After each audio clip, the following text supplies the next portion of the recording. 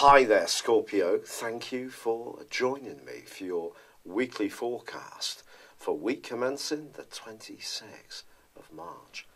Your two ruling planets or co-regents are Mars, which gives you that sense of passion, drama, and also your serious appreciation of sensuality, and Pluto, the planet of change. Now, these two are going to be combining side by side this week in the part of your scope that's to do with ideas, your belief system, the way you communicate on an everyday basis. Now, I hope you don't mind me saying this, but you can be a little to the point when you make observations on others at times. But also, you can be quite discreet about how you personally feel about things. Now, what you may find on the back of this combination in the sign of Capricorn is that if you feel you have something to say which is important, you can punch it across with a huge amount of conviction. But also, you have to be ready to hear other people's viewpoints too. And if you are, there can be a real opportunity to share some fantastic information and ideas. If you're not, and it seems like you're being a little bit more preachy, then that can cause some tensions. And the reason for this, Scorpio, is that Saturn, the planet of structure, with the course of restriction, is also in this area of everyday ideas. But that's clashing with the Sun. And the Sun's in the part of your scope to do with precise details, to do with work, health, fitness and diet, along with Mercury, which is retracing its steps in a retrograde, and also Venus and Uranus, which are combining. All of these are in the sign of Aries, which ironically, of course, is ruled by Mars too. So we've got two big gatherings of energies in cardinal or leadership signs, but they're not in harmonious angles, or not the Sun and Saturn.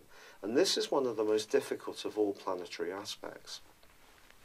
If we think about it, the Sun is about our basic energy and enthusiasm.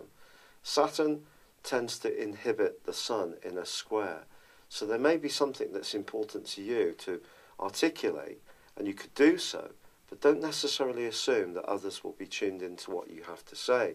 And if they're not, that could create quite a lot of frustration and friction, because Saturn is slowing down the energy that you're wanting to transmute in the sign of Aries, which is about initiation.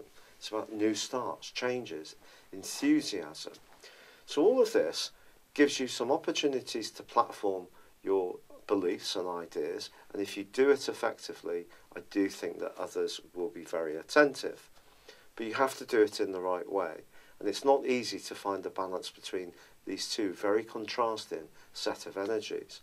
The wonderful news, however, is that with Uranus combining with Venus, there could be an opportunity that comes up out of the blue to change your employment situation, or view as something that's been stuck or you couldn't find a solution for in a new way, and suddenly have a bit of a brain wave, that light bulb moment, which gives you the inclination to change it in a way which can work out very well.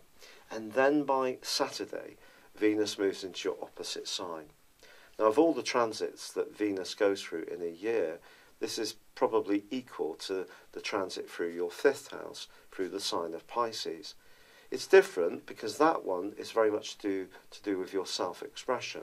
The seventh house is about finding harmony, and that's quite interesting when we see that there is the potential to really have some differences of opinion, as much as getting people to understand where you're coming from and appreciate your point of view. So the diplomacy that Venus is going to invest in you and the opportunity it provides you for the 28 days from the end of this week is something that you can really embrace, and it could have significant impacts for you, particularly if you're single and would like to meet someone, or you want to improve a pre-existing relationship. But the one thing I would avoid this week is it's fine to be passionate, but don't be dogmatic. I think that's really the bottom line. And at the same time, as much as you may be enthusiastic about sharing your ideas, let others have their say too. Thank you for joining me. I'd love it if you would like or comment on this video, or if you've yet to do so, subscribe to my channel.